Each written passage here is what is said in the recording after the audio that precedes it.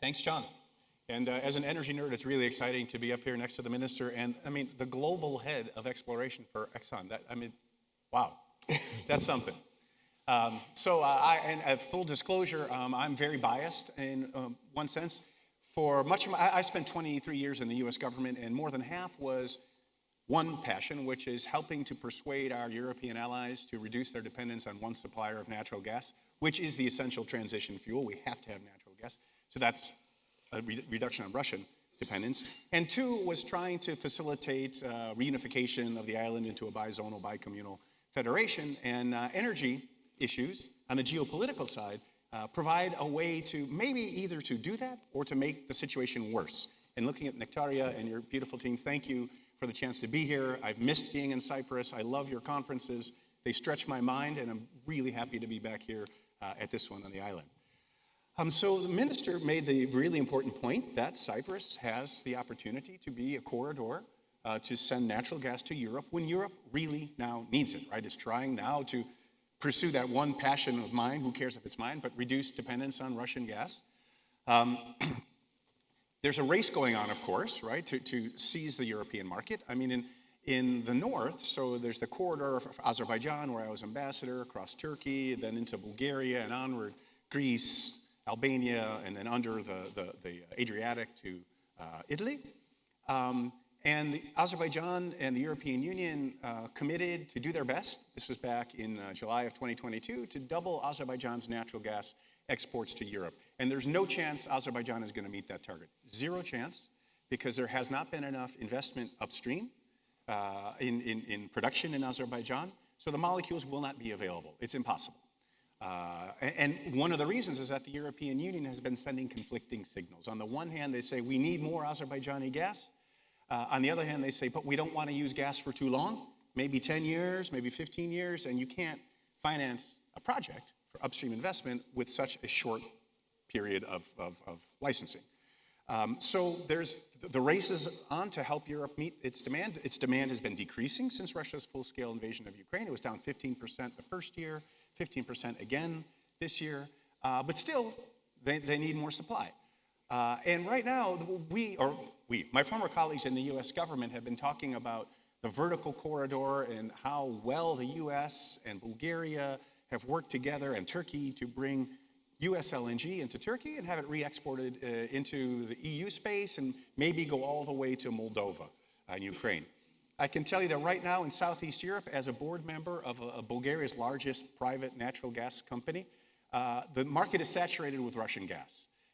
U.S. gas isn't getting in there. The Russian gas is lower cost because it's delivered via pipeline.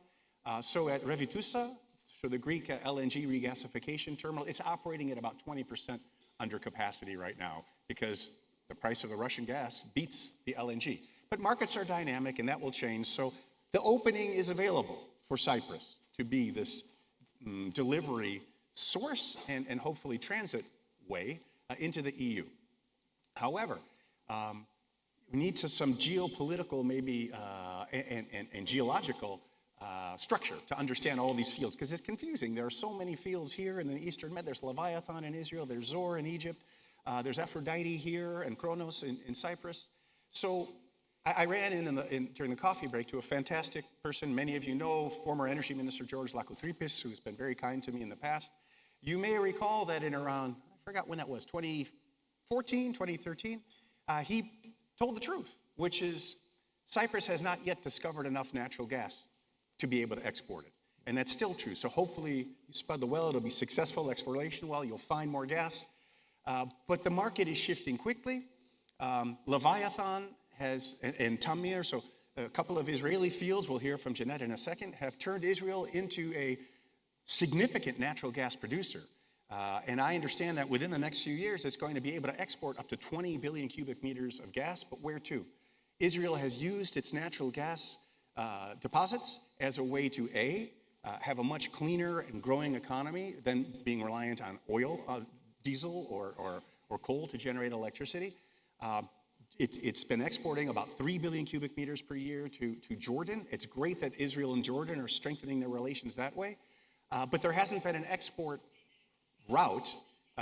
There's yet to really hit big markets. Egypt is probably where a lot of the Israeli gas might go, and the Cypriot gas, when it's discovered in the short run, Egypt is short on natural gas. But the big high-paying markets, of course, are in Europe.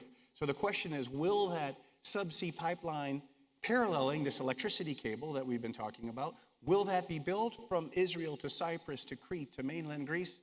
It seems an extremely challenging project in terms of the economics if it doesn't receive huge subsidies. Could there be a way to export gas when the politics change to Turkey? Full disclosure, I'm on the board of a Turkish energy company, and back 2012 through 2016, we were very actively talking to the Leviathan partners, as well as here in Cyprus, about the possibility of such a pipeline happening. Of course, here in Cyprus, there's strong opposition to a pipeline from Israel to Turkey that goes through Cyprus's EEZ. So our conception was to have a way to generate or take some of the revenues from such a pipeline and channel them back into Cyprus to help Cyprus achieve its strategic energy objectives. At that time, it was maybe an LNG facility at Vasilikos. For obvious political reasons, that didn't work. Turkey has sort of played itself out of the game in this part of the world. And Janet, you will tell us about, probably not about that, but in Israel, I mean, President Erdogan has been one of the loudest, sharpest, harshest critics of Israel on earth. Last point, having said that, I am certain, and I live in Istanbul, by the way, and I know a lot of people at the highest ranks in the Turkish government. I am sensing now a shift in thinking, not just because President Trump is coming back, but all along, President Erdogan, strangely, even though he's been so harshly attacking Israel, has had an ambition to play some sort of mediation role in the end, once we get past whatever this horrible phase is. And he's talked about Turkey as a guarantor state that may leave a bitter taste in the mouth of Cypriots, with Turkey being a guarantor state here, along with Greece and the UK. But it is an ambition that Turkey has. And in the last couple of weeks, as I was talking to the High Commissioner about, there have been signals coming out of Ankara about maybe having a go again at some sort of a negotiation. The official Turkish policy has been that of the Turkish Cypriots, which is two-state solution. But that maybe that's softening a little bit now. We'll see. But I can also say my last point is I have been receiving from a very high level signs lately that maybe Turkey would like to raise the idea of the electricity cable again from Turkey to Cyprus to the north and then connect to the south. And I think this cable, of course, Israel, Cyprus, Greece, and then Crete and mainland Greece has gotten Ankara's attention. So who knows where this will go, but I think the attitude is shifting a bit. But so much depends on what happens in Israel. And so I will yield the floor to our colleague from Israel. Well, I think, thank you very much. I think that's a good moment to bring Janet Charlov in.